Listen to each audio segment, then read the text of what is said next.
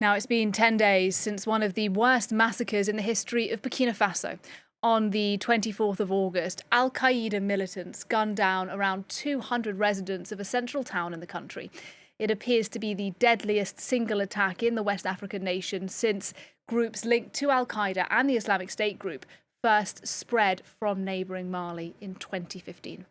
Well, Wassim Nasr is our terrorism expert. He's been looking into this story. He's with me now. Look, Wassim, I know you have some new information about what happened. Tell us about that, and tell us more broadly as well about the security situation in Burkina Faso. Well, actually, we got the footage, and we're going to see part of it about the moment when the Al-Qaeda jihadist attacked those residents of Barsalogho, and we see that they are wearing civilian clothes and they only have shovels and their shoes next to their bodies, and we see that what they were digging isn't that military efficient. So after talking to people on the ground, we understood that the army forced those inhabitants of Barsalogho to dig those trenches around the town, like 3 kilometers away from the town, without any protection.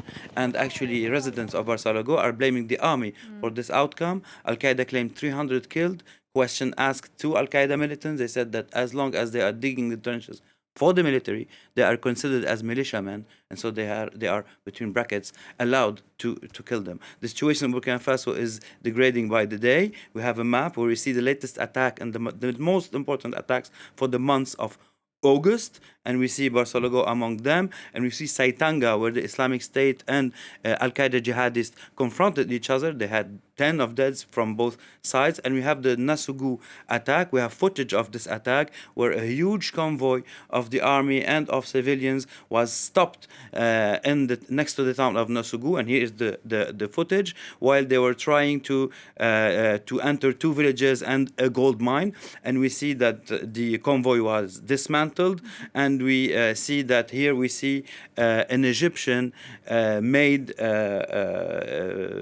military equipment that was given to the Burkina army a few years back. We also have figures of the latest death figures in Burkina Faso from 2018 till the months of August 2024, and it is very telling. And as you see, the death toll goes huge after the coups, both coups of Damiba and Traoré. Okay, so clearly a serious situation in Burkina Faso. Tell us, though, about the reach of groups like Al-Qaeda more broadly in this region. I'm thinking, of course, of Mali, but also Niger, Benin. Is their influence growing there? Well, their influence is constant. We are seeing less attacks in Mali because they are at home, if I may say so. We have footage of one of the latest attacks in Gossi on the 28th of August, and here it is. It's the entrance of the town of Gossi in Mali. We have another footage filmed at night next to Nioro, the entrance of Nioro, which is also an important town in Mali on the border with Mauritania.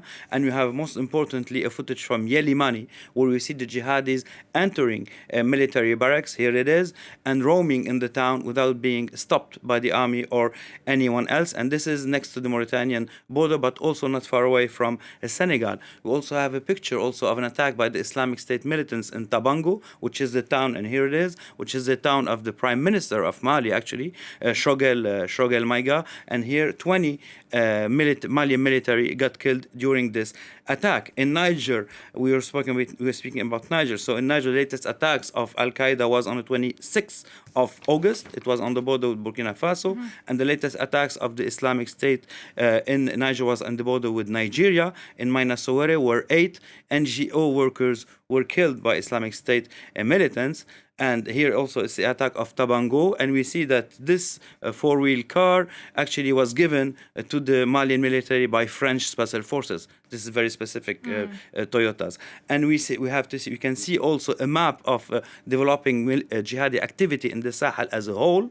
And here it is. What you see in yellow is Al-Qaeda. What you see in green is the Islamic State. What you see in gray is confrontation zones between the two groups, or cohabitation zones between the two groups. And you see how it's spreading into Benin, where we see that Al-Qaeda succeeded in duplicating what it did in Burkina Faso in Benin, meaning a growing representatives in this country who are being able to recruit themselves, like Sheikh Al-Albani. And a few minutes ago, before I entered the studio, there was a new communique from Al-Qaeda in Burkina Faso done by the person who is responsible of spreading Al-Qaeda from Burkina Faso to Benin and to Togo. And it's interesting also to see that one of the most important figures of Al-Qaeda, Sidan Aghita, issued also a communique for the first time. So here he is.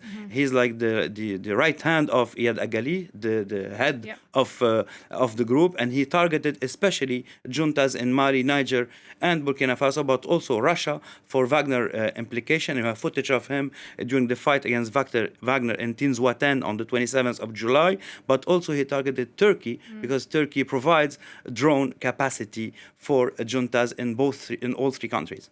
And earlier you showed us a graphic of the death toll in Burkina Faso, Wassim, and I know you have another graphic you want to show us finally.